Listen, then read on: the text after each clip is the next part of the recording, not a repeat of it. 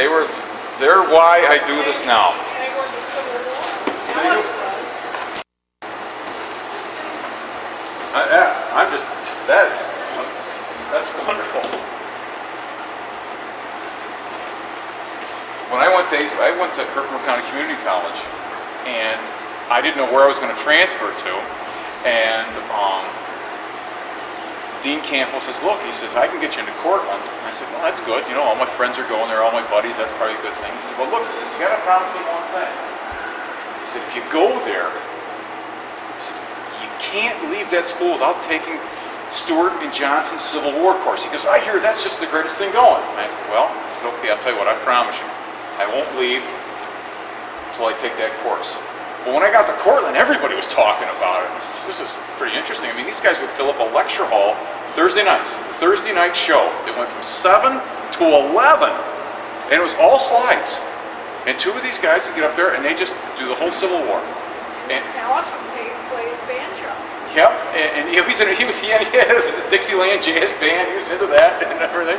And so when I saw these guys in action, I was like, that's what I want to do. That's really what I want to do. And that was a big influence on me. I stayed there and I got my master's, and I worked with both those men. When did you graduate? I got out in '77. I got my MA in '77. I still kept in good contact with both these guys. The first book I was able to do, I did a collection of diaries, a diary and letters by a doctor from the 121st New York. That was from Herkimer in Otsego County. And I was very fortunate enough to have Kent State do it. And somebody said, well, you can do a dedication. I said, that's no problem. Dr. Stewart, Dr. Johnson, those guys did it all for me. I want to thank my teachers. And now, Ellis, he's since died, okay? And Dr. Johnson, or Dr. Stewart, I mean, is in a rest home in Massachusetts by his daughters. He's very bad with Parkinson's now, and he's blind.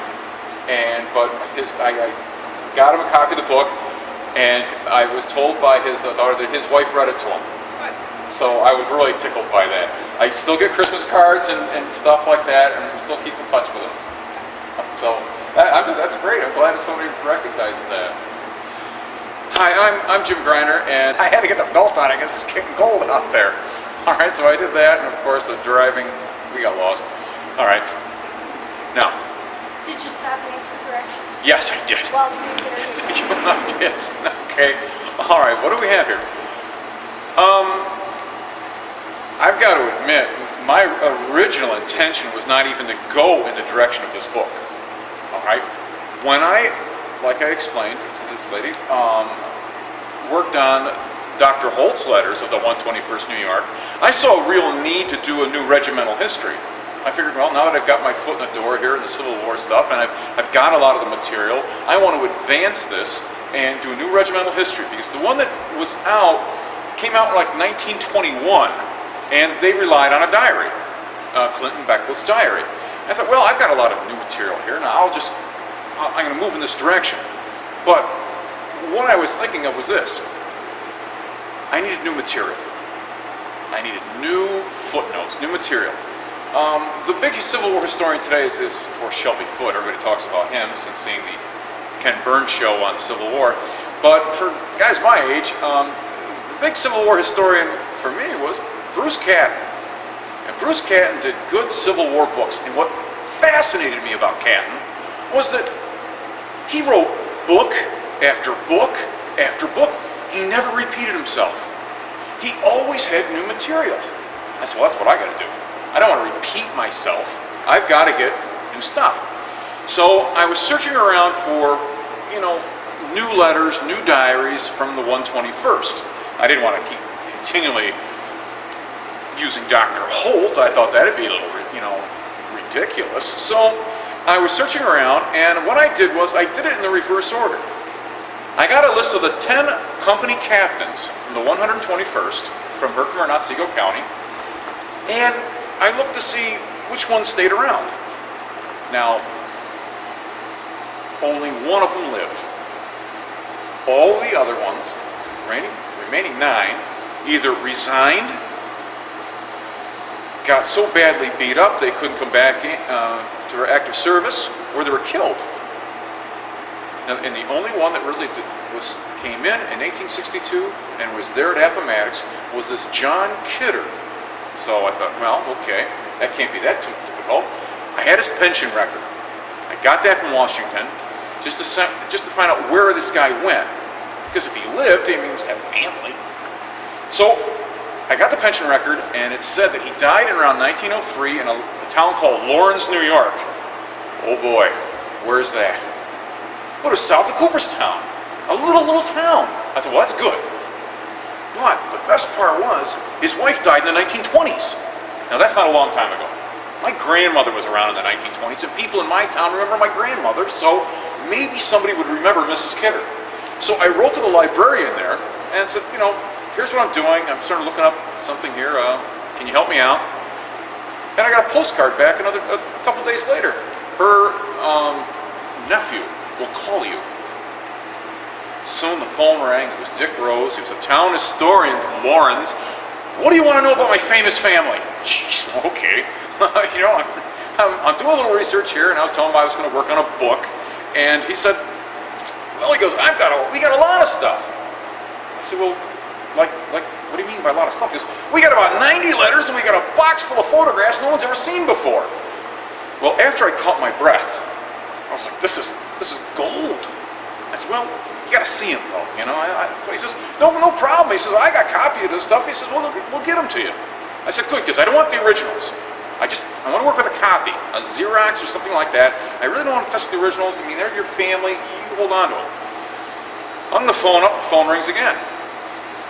A great-granddaughter who was 5 miles from my house in the Mohawk restaurant. Frances Warren says, what do you want to know about my great-grandfather and my grandmother? Well, I'm working on this. She goes, well, come on over and visit me. I'll tell you all about them. So I went over there, and she was in her little easy chair. I interviewed her eventually. And then finally, Jerry Reed got a hold of me, and he is like their family genealogist, and he was all excited about this. So he gave me all the material, and he said, what do you think? Can you use some of this? You know, can you sort of say some good things about our relative?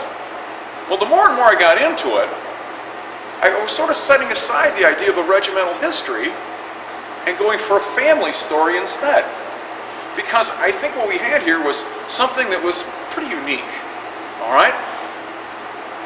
The one thing that's intriguing about this family is the fact that there were a lot of Kidders in Lawrence, New York, and they weren't even from America. They were English immigrants. John Kidder and the rest of the Kidder clan came over from England, from Kent, England, in the 1840s, in the latter part of the 1840s, and settled in Pittsfield, Lawrence area to become farmers. I think what happened was the pinch of the Industrial Revolution finally hit him out there, and his father couldn't make it as a shopkeeper. And they decided to have a go at farming. Well, we do know one thing. Our hero here, John Kidder, he disliked farming intensely and got himself apprenticed as a carriage maker, and eventually would move to Lawrence and establish the Kidder and Fisher carriage shop. He met, and over here you can see, I have a photograph here of him and his 17-year-old wife, Harriet Madison. I know it's very young, but they'd be married for over 50 years. Right? And it seemed as if life would go on with them here at Lawrence, except for the fact that when the Civil War breaks out, now there's something else to do. As I mentioned in my book, Kidder wasn't really quick to rush to the colors. All right? It was August and September of 1862 when Lincoln called for additional volunteers. And in New York State, all the senatorial districts were set up to draw in more troops. Now, the 121st New York was going to come out of Herkimer and Otsego County. And in those days, the way troops were raised and how you got your rank was almost like a popularity contest. If you had the right clout and you knew enough people and you could sign them up, well, you could be an officer. A captain of a volunteer unit could bring in as many as 70 men, sign them up, and he would become a captain. If you could bring in 30 or 40 men, well, you could be a lieutenant. And that's the way it went. And again, this was an all-volunteer army. That's the way it went. The colonel of the 121st was appointed by the governor. His name was Richard Franchot. And that's the way it would be. Now, what motivated Kidder? A lot of patriotism? Boy, I really don't want to hit this one too hard, but I think it could have been a little bit of money. Because there was a state bounty being offered and a federal bounty being offered in those days to about $200. Now, that's a lot of money in those days. Because if you look up, and I looked up in the census records, and the census records in some of these small towns, they keep some real, a lot of accurate trivia. A hired man on a farm would never make $200 in a summer.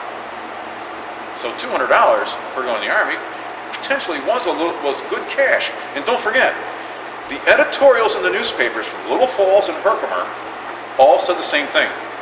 The war's going to be over with. It's going to be over with one battle and a couple more battles. It'll all be over with, and this is it. So $200, it could be good incentive. And of course, there was additional money if you signed people up.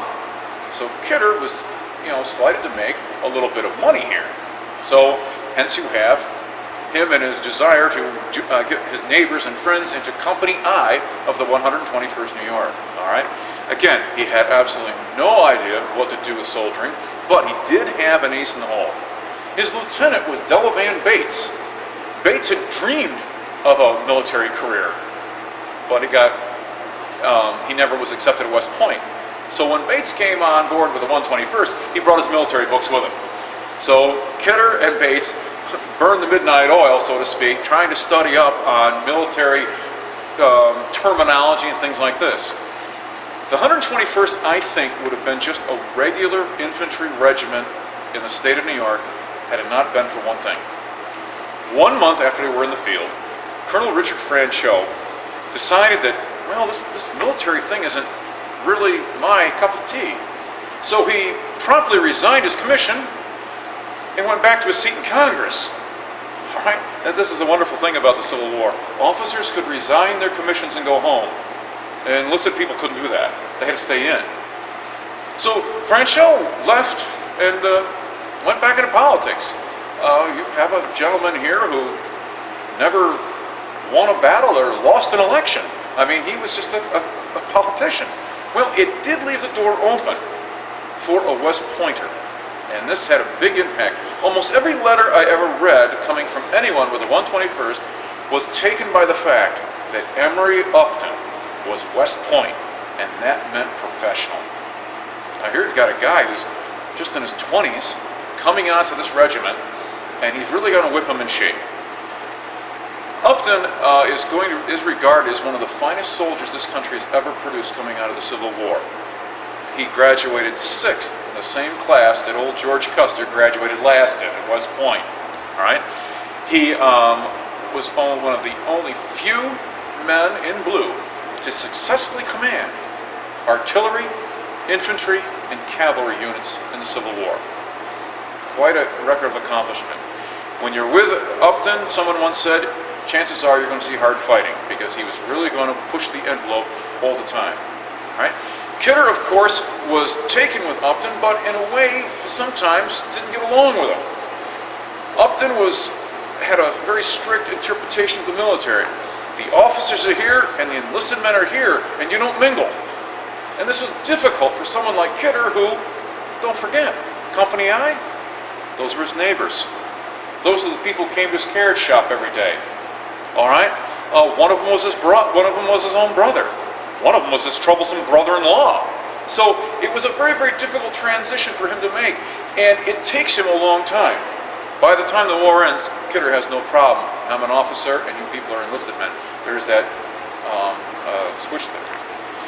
If anything, I think that our hero, Mr. Kidder, saw and did almost everything a soldier could possibly do in the Civil War, short of being captured. He was in great battles. He witnessed great battles, was in great battles. Although they were late getting to Antietam, they saw the carnage that was left behind. They were eyewitnesses to Fredericksburg. But at the Chancellorsville campaign, the 121st was at Salem Church, and where they received a severe bloody nose.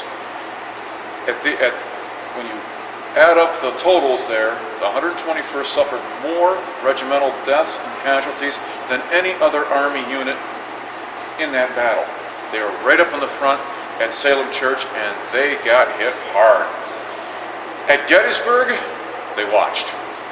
From their vantage point at the base of Little Round Top, getting there on the second day, Kidder had a ringside seat.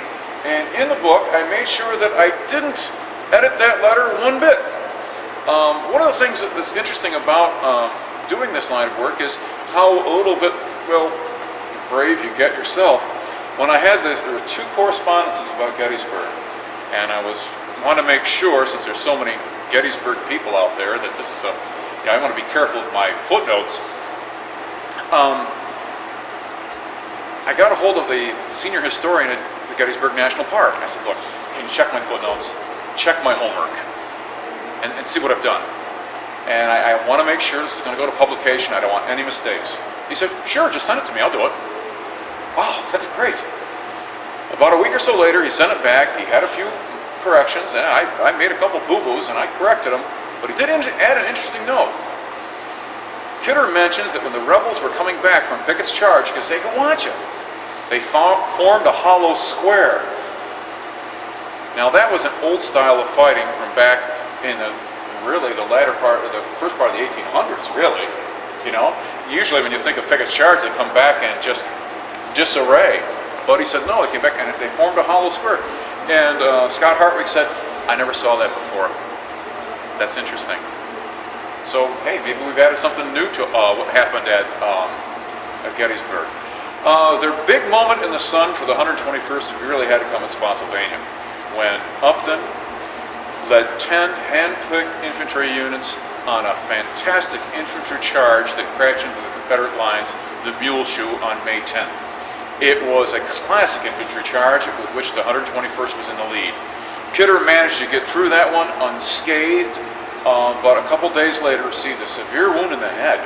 The bullet hitting him high up on the head and knocking him right to the ground. Believe it or not, even with a severe head injury in those days, you were considered walking wounded. The fact that he walked off the battlefield using his hat as a compress, he didn't get to an aid station until later. They were amputating limbs and checking abdominal wounds, and he was just shoved aside. Well, he does manage to get to an aid station, gets to the hospitals at Fredericksburg, and there's a whole chapter entitled of his stay at Annapolis, Maryland. I didn't realize that the Naval Academy was vacated in those days. They shipped the cadets up to Rhode Island, and they took the United States Naval Academy and made a large hospital out of it. Well, Kidder was a miserable patient there for a little while, and then was eventually released. He thought he'd go home. No, he got reassigned, guarding Confederate prisoners of war at none other than Elmira, New York. Elmira really should rank right up there with Andersonville as far as deaths are concerned. It was just as bad. As I said in the book, whereas Andersonville had no water, I think Elmira had too much water, especially when the Chemung River overflowed all the time into the camp. Kidder basically got on very well with his Confederate charges. It was a very interesting experience. He treated them well, and there's a letter in there, one of them thanking him for the kindness that was shown to him. So I think that was kind of a neat thing. But in January of 1865, Kidder does manage to get back into the war in the trenches of Petersburg and sees the war all the way through to Sailor's Creek to the end. But for him, it still wouldn't end. The war wouldn't end there. Since his carriage business did not really take off after the war, Kidder devoted almost all of his time to 2 things: being port warden of New York City, and that's where he made some money. We sort of think he got in on the ground floor of a lot of Gilded Age money in those days, inspecting ships and things like this, but he spent almost every waking minute devoted to the 121st Regimental Association. He was the treasurer of the association, while his good friend James Cronkite was the president of it, and between them and a nice committee and a staff was responsible for raising money to build the 121st Monument at Gettysburg, where it is today. And he went through all these reunions, and when he died in 1903, his wife continued to go to regimental reunions. She was an honorary member, okay? I have a photo display here of some of the things that are in the book and some that are not in the book. Unfortunately, right as soon as the book got published, my friend Jerry Reed found another whole treasure trove of photographs. It's like, oh, where were these, you know? We have a nice picture of his children that he always speaks about in his letters over there. And of course, there are other photographs here of reunions. This one here taken in Herkimer, New York of the 121st. We look at it all the time. We can't figure out where that picture was taken. That building's probably taken down. All right, but the one thing we did know that the Spotsylvania reunion picture here and the one of Kidder in top hat at the bloody angle showing where he was during the charge were never published before.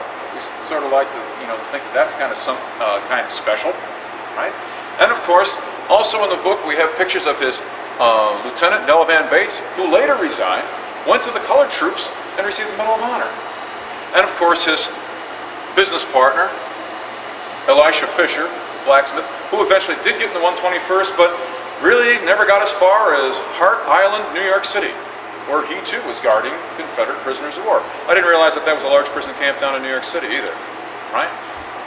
The whole Kidder family was involved in the war, all the boys. Edward was wounded. George, his brother, was a sergeant in the 152nd, later promoted to a lieutenant, was killed at the Wilderness. Kidder and him had just met a couple days before, just to shake hands and say, look, this next battle is going to be pretty bad. And of course, George was killed. And of course, the most traveled of all the Kidders, William. William Kidder, when he got to New York after getting over from England, stayed a couple years and decided to try his luck in California looking for gold.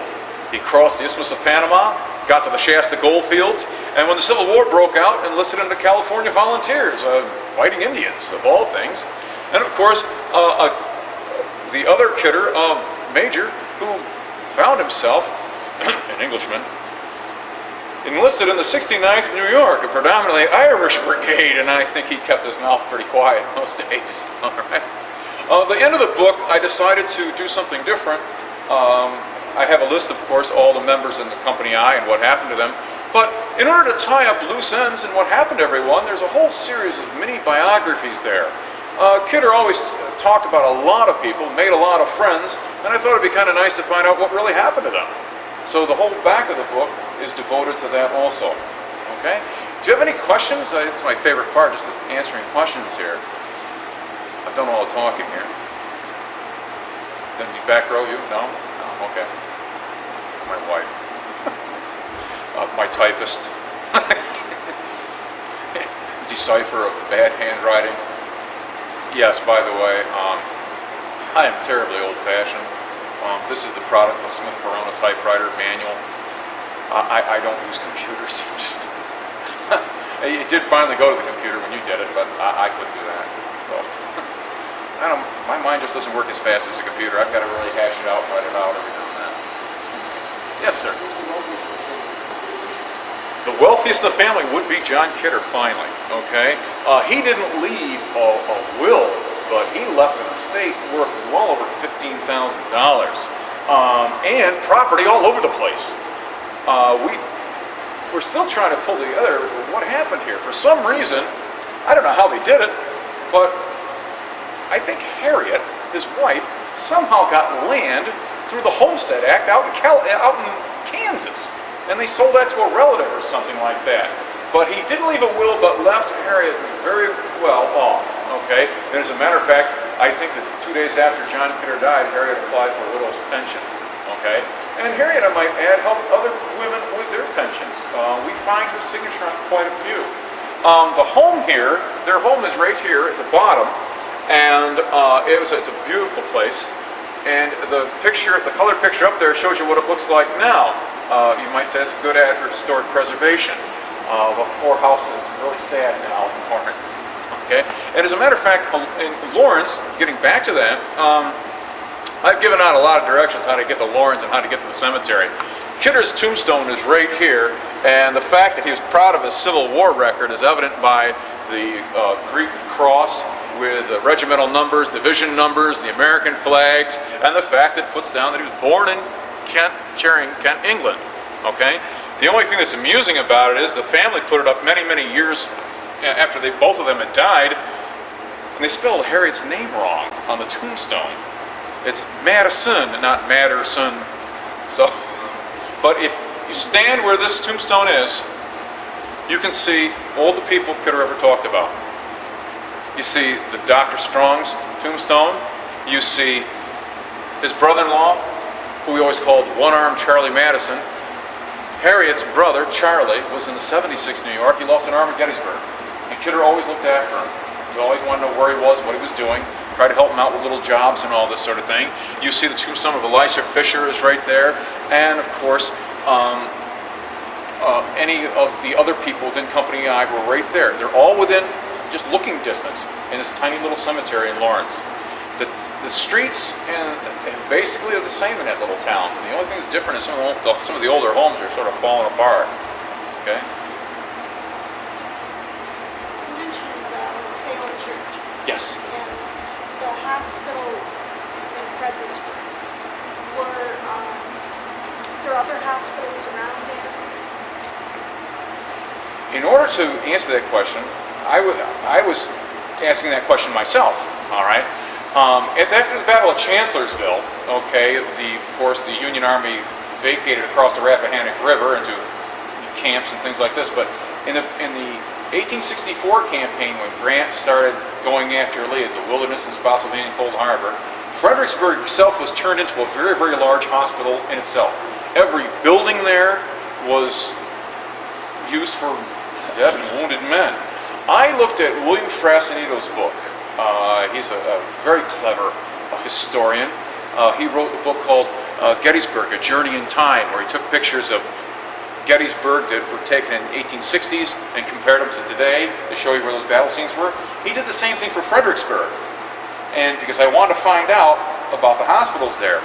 And there's this one picture he had showing Union dead getting ready to be buried. And in it he said that Fredericksburg was always divided up. The 1st Corps wounded were here, the 6th Corps wounded were here, the 3rd Corps wounded were here. And he said, and no one knows where those divisions were. So you'll have absolutely no idea unless somebody digs up something new as to where any of these hospitals were located in there. But it's a sure bet any old church or large building served as a hospital in those days. Okay. And of course, if you've ever been there, where Marie's Height is, that's the big cemetery there. The Fredericksburg Cemetery is right there. And it's very large, and unfortunately, like most Civil War cemeteries, I think almost 80% of the graves are unknown. Because they had no good means of identification in those days. Well, we're interested in Company K. Really? Yes. What can I do for you? The name Louisville is our great-grandfather was injured, wounded at Salem Church. His son died at Salem Church. Grandpa was taken, we think, by train to Washington, D.C.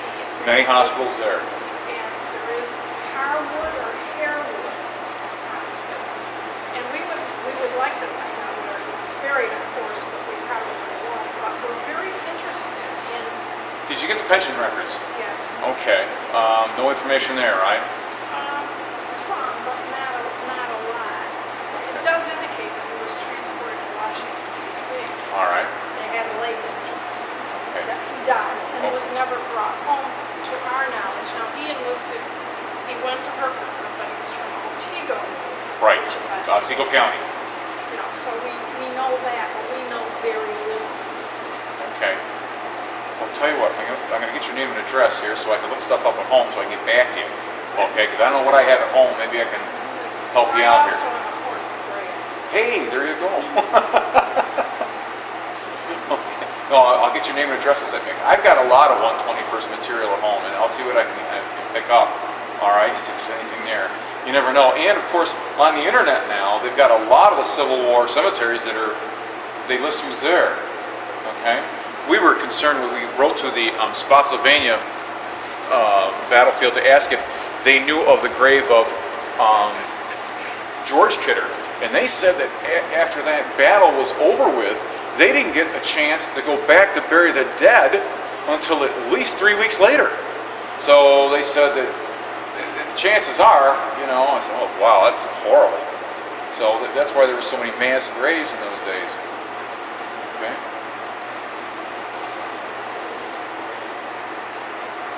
How am I doing? Excellent. Okay. Again, if you have any questions or your pictures or anything, and I got to sign some books, don't I?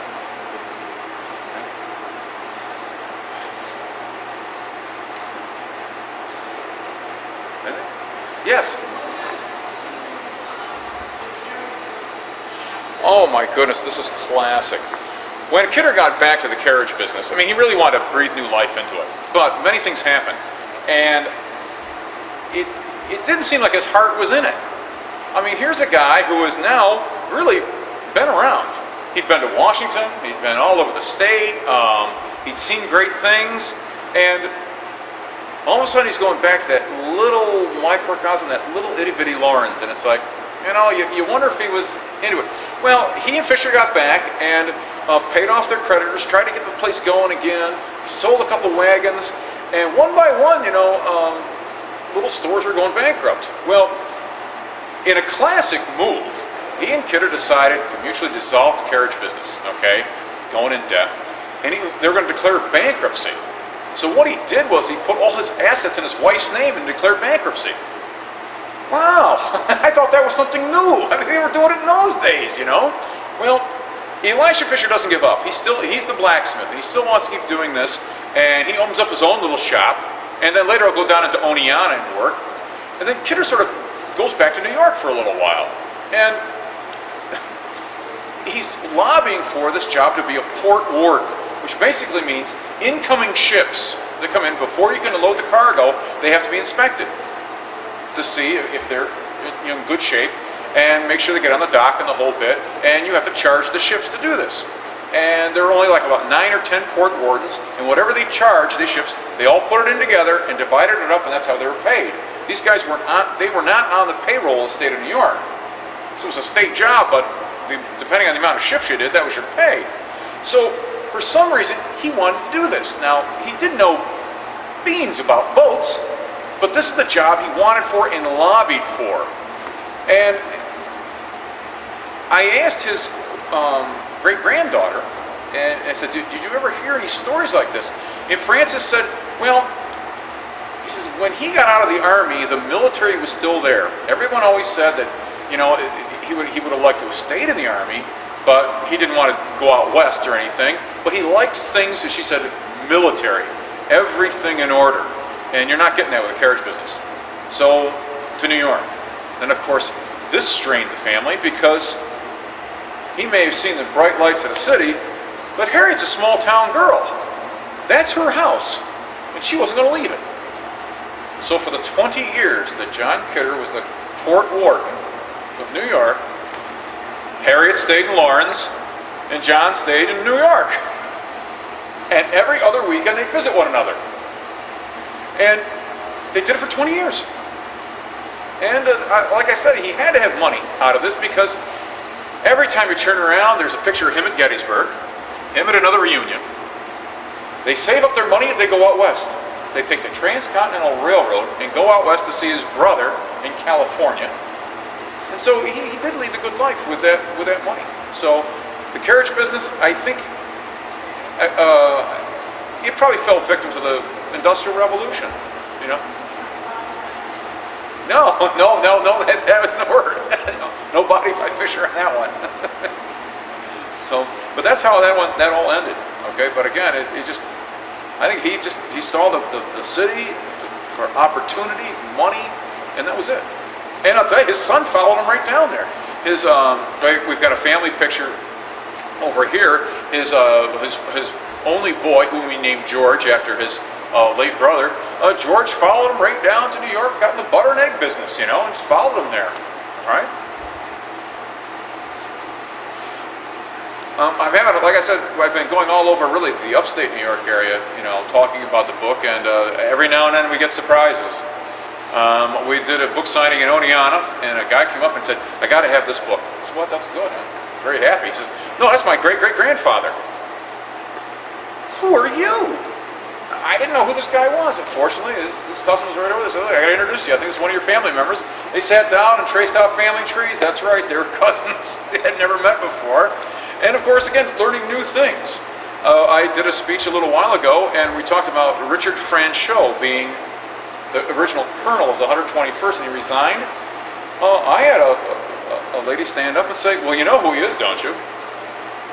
No. Well, he's related to Franchot Tone, that Hollywood character actor. You've got to be kidding. So I went to the library, got the New York Times obituary list out, looked up the obituary of Franchot Tone. Guess what? His folks were from Morris, New York. She was right. So every now and then I pick up a little bit of trivia or something new about this. You'll never know everything about a regiment because there's so many stories that go with all of them. So like I said, this book, it was a lot of great fun looking stuff up and talking about the people and finding out about them. So, I mean, I enjoyed it. If anything, it took me too long to do. I was just having so much fun doing the research. So, all right. Well, thank you very much. Okay. I'm going to ask you to start over with your book cover. Okay. If you would just give us your name, introduce yourself and your book cover, Okay. then we can go down and go All right. left to right and finish Okay. up. Okay. Okay. I'm Jim Greiner, and this is actually my second effort in the line of Civil War, and I'm pretty happy about it. Subdued by the Sword is a quote taken from one of Kidder's letters where he said that the rebellion wouldn't be put down unless it was done by force. We have a picture here of his family after the war, with all his two grown girls. But here they are here at about the time of the Civil War. We sort of think this is a real cute picture. It's too bad we didn't have time to put that one in the book. At the base here is the Kidder homestead in Lawrence, New York. It's still there, although the carriage shop behind it has long since been taken down. In this panel here, we have, of course, this was on the cover of the book and inside, we believe it to be Harriet and John Kidder in their wedding picture. And it might be interesting to see that Harriet is 17 years old here, but they'll be married for 50 years. All right, his brother George, who was in the 152nd, we have a photograph of him. And of course, his other brother William, who really was in the California troops, right? We like this picture here of Kidder here with the beard. When Emory Upton came in as commander of the 121st, he ordered that all the beards be shaved off. And of course, this is why we have such classic mustaches here for members of the 121st. Right? Over here, of course, we do have the mustached Emory Upton. All right. Perhaps he was so adamant about the mustache because in his 20s he probably wasn't old enough to grow a beard. All right. Egbert Alcott, right here, the lieutenant colonel of the 121st. Kidder got along well with him, although Egbert Alcott was a hard-line drinking officer, and it sort of upset many of the teetotalers there. All right. Henry Galpin from Little Falls, New York, was severely wounded. He must have been wounded about 5 or 6 times in the 121st, and finally was hit so bad at Cedar Creek he had to go home to Little Falls. I don't think he ever really recovered from his wounds. We don't have a picture of Charlie Madison, but that's his tombstone in Lawrence, New York. And it says that he lost his left arm at Pickett's charge. And of course, Kidder always referred to him as one-armed Charlie Madison. This was Harriet's brother, okay? And of course, there's Elisha Fisher, Kidder's business partner, who eventually does go in the 121st, but doesn't get really too far. He gets to Hart's Island, New York, to guard prisoners, but comes back and tries to breathe new life in the carriage business with Kidder after the war. Delavan Bates was one of his best friends. Bates, of course, was a lieutenant, and since there was a need for experienced men for colored troops once the black troops were being enlisted in the Army, Bates volunteered his services and went from a lieutenant right up to a colonel. And of course, later a brigadier general, and he received the Medal of Honor. We're very fortunate to find many pictures taken after the war, okay, of reunions. Here, Kidder is here in a top hat and cane, pointing to the Bloody Angle, the Confederate works where he charged in at May 10th, 1864, and lived to tell the tale, only to be wounded a couple days later. Okay, and here is another reunion photograph of men at the defense at Spotsylvania. And of course, the famous one here at Gettysburg. And we have some that, well, we still can't figure out where they're taken, like this one here in Herkimer, New York. It's labeled Herkimer, but for the life of me, we still can't figure out where that picture was taken. But Kidder is in the front row, and we thought it was kind of clever that his wife is peeking around the corner in the back. We just figured that one out a little while ago, and we took a careful look at it. Okay. Okay, thank you very much. That's very Oh, nice. anytime.